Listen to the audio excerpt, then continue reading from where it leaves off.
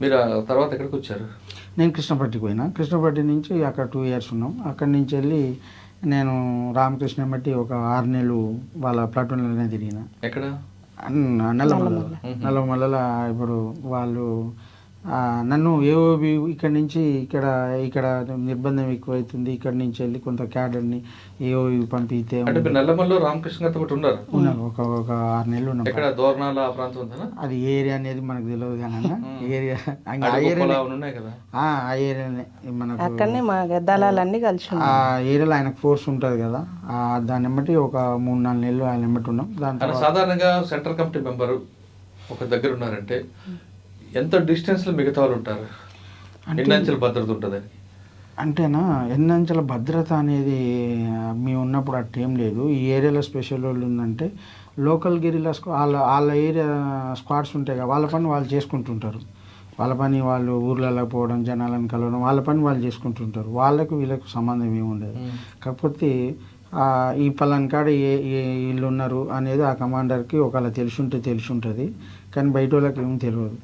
ఎవరి పని వాళ్ళు చేసుకుంటుంటారు. ఇప్పుడు పోలీసులు చెప్తుంటారు ఎక్స్చేంజ్ ఆఫ్ ఫైర్ అయింది, మేము వెళ్ళేసరికి ఆయన పారిపోయాడు, ఈయన పారిపోయాడు, ఈయన దొరికాడు ఉంటాడు. వాస్తవం అంటారా? అట్లా ఏముండదు. అంటే సెంట్రీ ఎంతమంది ఉంటారండి సెంట్రల్ కమిటీ మెంబర్? ఒక నాయకుడు ఉన్నప్పుడు 2 సెంట్రీలు ఉంటాయి. 2 సెంట్రీలు ఉంటాయి. ఒక ప్లాటూనే ఉంటుంది ఆయన బట్టి. అప్పుడు ఇక మాకు అక్కడ ఏఓబి పోవడానికి అపాయింట్మెంట్ లేక ఒక 3-4 నెలలు ఆయన కాడ రిజర్వ్ ఫోర్స్ మాది ఆయన బట్టి ఉండేది. ఏం చేశారు? ఏముండేది రోజువారీ కార్యక్రమం. ఆయనకు వాళ్ళ రోజువారీ సెంట్రీలు చేసుడు ఉండు. మనకు ఆర్గనైజేషన్ ఫీల్డ్ కాదు కదా అది, మన ఏరియా కాదు. మన ఏదైనా మన రిజర్వ్ ఫోర్స్ను సెంట్రీలు చేసుడు, ఆయన బట్టి ఉన్నాడు అంతే. ఈ విధంగా ఉండేవారండి. ఆయనతో మాట్లాడితే చాలా మంది పార్టీ వైపు వస్తారంటుంటారు. వాస్తవం? ఆ చైతన్యం కలిగిపిస్తాడు. మంచిగా మాట్లాడేది, అర్థం చేయించేది, కొంతమందికి సమస్యలు వచ్చినా కూడా మాట్లాడేది, చేసేది. ఆయన నేను 94 నుంచే చూసాను నేను. ఇప్పుడు పట్టేటి సుధాకర్ రెడ్డి ఎప్పుడైనా ఎదురుపడ్డారు? పటేల్ సుధాకర్ రెడ్డి మా దళంలో ఉండి కనగల్లో పనిచేసిండు. తర్వాత మాకు అంటే పనిచేసిందంటే మమ్మల్ని గైడ్ చేయనీకి పటేల్ సుధాకర్ రెడ్డి, మాధవ్, తర్వాత ధర్మన్న, వీళ్ళంతా ఆ అవసరాల రీత్యా ఇటు మీదకు పోవాలంటే రాచకొండలో కలపాలి. మరి మేమే కనగల్కి వచ్చి అక్కడి నుంచి ఆయనను కలిపేది. లేకుంటే కొన్నిసార్లు మాధవ్, తర్వాత పటేల్ సుధాకర్ రెడ్డి వీళ్ళందరూ కూడా మమ్మల్ని గైడ్ చేయనీకి ఈయన ఎట్లా చేస్తుండు, ప్రజల సమస్యలు ఎట్లా తీసుకుంటుండ్రు, సంఘాలలో జనంతో ఎట్లా మాట్లాడుతుండ్రు, లేకుంటే దళాన్ని ఎట్లా గైడ్ చేస్తుండ్రు అనేది కూడా గమనించి ఇక్కడ నువ్వు మిస్టేక్ చేస్తున్నావు, ఇక్కడ మిస్టేక్ చేస్తున్నావు అని చెప్పేటోళ్ళు, తిరిగేటోళ్ళు వాళ్ళ మాయమట్టి.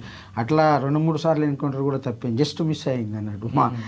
ఆ రోజు ఒకసారి వేరే ఊర్లో కుండాపురం అని ఒక ఊరు ఉంటుంది. ఆ ఊర్లో మాధవ్ ఉన్నాడు, సూర్యం ఉన్నాడు, ధర్మన్ ఉన్నాడు, నేను, అందరం ఉన్నాం స్క్వాడ్. కానీ ఒక ఇంట్లో ఉన్నాం. ఆ ఇల్లు తెలిసిపోయింది జనాలందరికీ.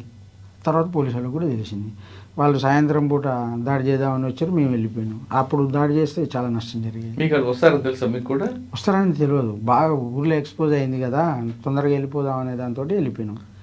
వెళ్ళిపోయిన దాంతో మీరు మనం ఊరు చివరికి వెళ్ళినాం అటు, వాళ్ళు వచ్చి ఆ ఇంటి మీద దాడి చేసి ఇక బయట పడితే అయిపోయింది.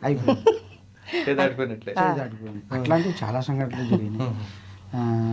అట్లాంటివి ఇప్పుడు లక్ష్మీదేవిగూడెం ఎన్కౌంటర్ అని చెప్పేసి మా దళం కాడనే జరిగింది. అది ఆ ఎన్కౌంటర్లు కూడా ఫేస్ టు ఫేస్ ఎవరు రాను అంటే ఎవరు రానుకో అని చెప్పి కూడా ఫైరింగ్ జరిగింది. మా వాడు కూడా చనిపోయాను, మేము రిట్రీట్ అయినాం. అట్లాంటి సంఘటనలు. అంటే మీరు పటేల్ సుధాకర్ రెడ్డి గారు, ధర్మాన, మాధవ్ అందరూ తిరిగారు కదా, వీళ్ళు వచ్చిన విభేదాలు ఉన్నాయి ఒక వార్త వచ్చింది, వాస్తవం అంటారా? అది తప్పు. విభేదాలు ఏమున్నాయని గొడవలు వస్తాయి అక్కడ. తన మాట చెల్లుబాటు అవ్వాలని అట్లాంటిది ఏముండదు. ఇంతకుముందు కొండపల్లి సీతారామయ్య, అప్పుడు గణపతి వర్గాలు, అప్పుడు అట్లాంటివి ఏమున్నాయో కానీ అప్పుడైతే లేవు. తర్వాత ఎక్కడికి వచ్చారు మీరు? ఏఓబి. ఏఓబికి ఎన్ని రోజులు ప్రయాణం పట్టింది నల్లమల్ల నుంచి? ఏఓబి నుంచి మనం నల్లమల్ల నుంచి బస్సుల ద్వారా పోయినాం. బస్సు ద్వారా ఒక 2 రోజులలో చేరుకున్నాం. అంటే మీరు నల్లమల్ల నుంచి ఏఓబి వచ్చారు, 2 రోజులు బస్సు ప్రయాణం చేసి. అక్కడ మీకు భాష ప్రభావం కానీ లేదు, అక్కడ టెరైన్ కూడా ప్రాబ్లం ఉంటుంది. నల్లమల్ల కొండలు వేరు, ఏఓబి కొండలు వేరు. ఆ ఇబ్బంది రాలేదా? వచ్చినాయి. అంటే భాష ప్రభావం అంటే భాష అప్పటి వరకు నేను పోయినప్పుడు నాకు అక్కడ జిల్లా సెక్రటరీ, తర్వాత చర్చలకు వచ్చిన సుధాకర్ వాళ్ళిద్దరే కలిసి మాట్లాడిండ్రు. కొన్ని రోజులు ఉన్న తర్వాత ఇక నాకు ఆరోగ్యం సహకరించాలి, ఆ గుట్టలు అవన్నీ ఎక్కడానికి సహకరించగా నేను పార్టీకి లెటర్ రాసి వచ్చేసాను. ఏఓబీకి వెళ్ళిన తర్వాత జాయిన్ చేశారా? ఏఓబీకి వెళ్ళిన తర్వాతనే నేను మళ్ళీ ఎన్ని రోజులు ఉన్నారు ఏఓబీలో నేను 6 నెలలే ఉన్నా. అచ్చా. మరి వాళ్ళు వద్దని చెప్పలేదా? మళ్ళీ మీకు నల్లమల పంపిస్తామని చెప్పలేదా? అంటే పార్టీ అప్పటికి ఇంకా నేనే కమాండర్ని, నేనే దళాన్ని లీడ్ చేస్తున్నా కాబట్టి నాకు ఆరోగ్య సమస్యలు, బాగా కాళ్ళ నొప్పులు, తర్వాత అల్సరు, ఇలాంటి కొన్ని సమస్యలు ఉన్నాయి. ఆ సమస్యలతోటి ఇక నేను అప్పటికి ఇంకా కొంత నాలో చైతన్యం కూడా తగ్గి ఇక మా అమ్మ నాయనకి అప్పటికి పిలిపించుకోలే. ఒక 5 సంవత్సరాల తర్వాత పిలిపించినాం. ఇక అంటే ఇక మనం కొద్దిగా ఆరోగ్య సమస్యలు సహకరిస్తలేదు బాడీ అని చెప్పేసి పోదామని చెప్పేసి పార్టీకి లెటర్ పెట్టి. పార్టీ ఒప్పుకుందా? పార్టీకి లెటర్ పెట్టినాం. పెట్టారు. పార్టీ అనుమతి ఇచ్చిందా? మరి పార్టీ ఇంకా మనం వాళ్ళు పార్టీ కలవలేదు. నాకు ఇంకా కలవక ముందుకే లెటర్ పెట్టేసి నేను వెళ్ళిపోతున్నా అని చెప్పేసి బయటకు వచ్చి. సుధాకర్ ఒప్పుకున్నారా? సుధాకర్ లేడు, నా ఎమ్మటి ఎవరు లేరు ఇంకా వాళ్ళిద్దరు. నేను సపరేట్ దళం, కోరుకొండ దళానికి area committee secretary plus commander బాధ్యత నేనే ఉన్నాను కాబట్టి నాతోటి సభ్యులకు లెటర్ ఇచ్చేసి నేను వచ్చేసి. ఎక్కడికి వచ్చారు? డైరెక్ట్ ఇంకా ఏర్పాటు వేసుకొని నల్గొండ ఎస్పీ గారు అప్పుడు శివరెడ్డి సార్ ఉండే, ఇప్పుడున్న ఎన్టీఎన్సీ పైన ఆ సార్ ఉన్నాడు, ఆయన ఆ సార్ దగ్గర పోయి సరెండర్ అయ్యాడు. అక్క ఇద్దరం ఒకసారి. అప్పుడు అక్క ఉన్నారు అప్పుడు ఆవిడ? ఏఓబికి ఇద్దరం ఒకే కాడ ఉన్నాం. వచ్చి సార్ దగ్గర సరెండర్ అయ్యాడు. మరి మీ టైంలోనే ఒక ఎన్కౌంటర్ పెద్ద మిస్ అయినట్టుంది కదా ఒకటి, లంబాడి తాండదా ఒకటి? అదే అన్న, నామానాయక్ తండ అని అక్కడ మాదే కృష్ణపడి, అక్కడ కోనపూర్ రాములు వాళ్ళందరూ ఉన్నారు. ఆయన ఒక్కడో ఇద్దరు బయటపడ్డారు, చాలా వరకు తోటల చనిపోయారు. వీళ్ళ దళం కాదు అది, మా దళం కృష్ణపట్టి దళం కమాండర్తో సహా చనిపోయింది. మీరు 12 సంవత్సరాలు ఉన్నారు, మీరు 6 సంవత్సరాలు ఉన్నారు.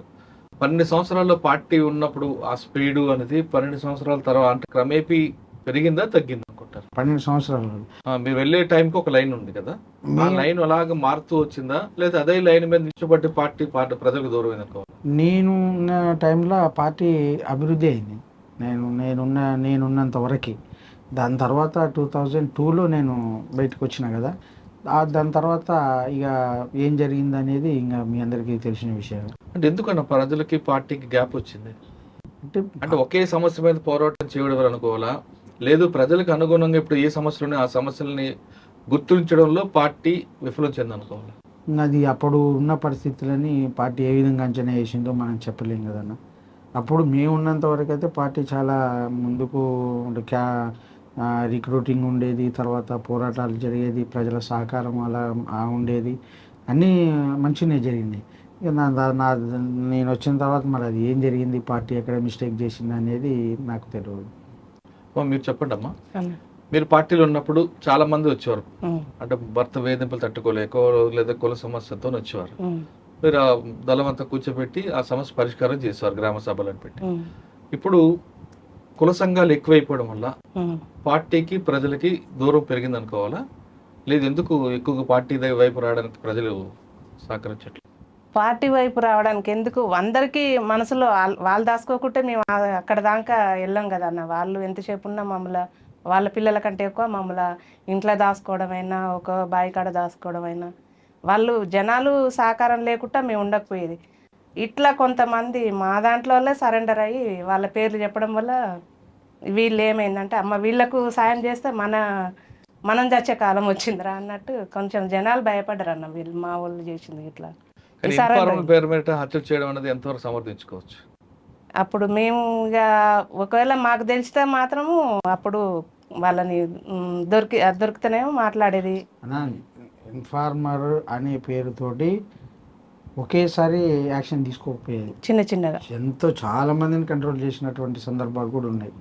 ఇన్ఫార్మర్ అనే దాంతో వాళ్ళ కుటుంబానికి పోయి భార్యకి చెప్పి పిల్లలకి చెప్పి అత్తగారికి చెప్పి వాళ్ళ చుట్టపక్కల అందరికి చెప్పి కరపత్రం తీసి అప్పుడే యాక్షన్ తీసుకునేది. కానీ అంత ఈజీగా ఇన్ఫార్మర్ పోయి ఎవడు సంఘం వాళ్ళు చెప్పిండ్రు చాలా మంది చెప్పేటోళ్ళు అట్లా ఊళ్ళో వానికి వీనికి పడక పాలన పంచాయతీ పడక అది ఇది చెప్పేటోళ్ళు.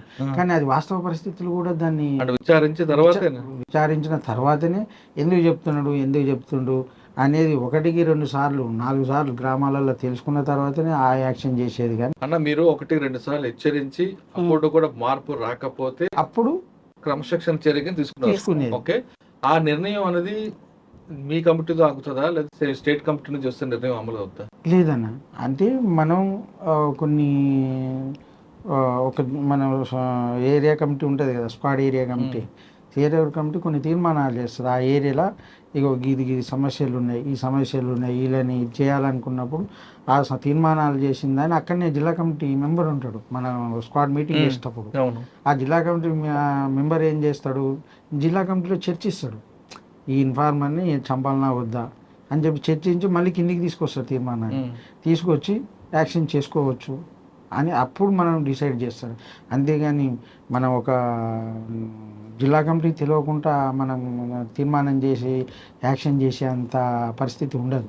కానీ ఒకేసారి 11-12 మంది ఇన్ఫార్మ్ పేరెంట్ చంపడం అనేది న్యాయం అనిపిస్తుందా? అట్లేం చంపలేదండి ఎక్కడ కూడా. మీ దగ్గర కాదు, ఇక అది ఆ ఏరియాలో పరిస్థితిని బట్టి వాళ్ళ రిటాలియేషన్ వాళ్ళ సీరియస్నెస్ని బట్టి మరి ఇక వాళ్ళు అట్లా ఏం నిర్ణయం తీసుకుంటారు. కానీ ఒక వ్యక్తిని, ఒక ఇన్ఫార్మర్ని, ఒక అతన్ని చంపాలనుకున్నప్పుడు 100కు 99% ఆలోచించిన తర్వాతనే జరుగుతుంది. కానీ ఇన్ఫార్మ్ పేరు మీద చనిపోయిన వారు అందరూ కూడా దళిత వర్గాలకు చెందిన వాళ్ళు. మరి అప్పుడు పార్టీకి ఆ వర్గం సపోర్ట్ రాదు కదా? అంటే దళితుల వర్గం అని చెప్పేసి మనము అట్లనే ఉంటే ఇంకా పార్టీ కూడా నష్టపోవాల్సి వస్తుంది కదా. పూర్తిగా బహిష్కరించవచ్చు కదా, చంపడం ఎందుకు? బహిష్కరించే అంత స్థాయి ఉన్నప్పుడు బహిష్కరిస్తారు.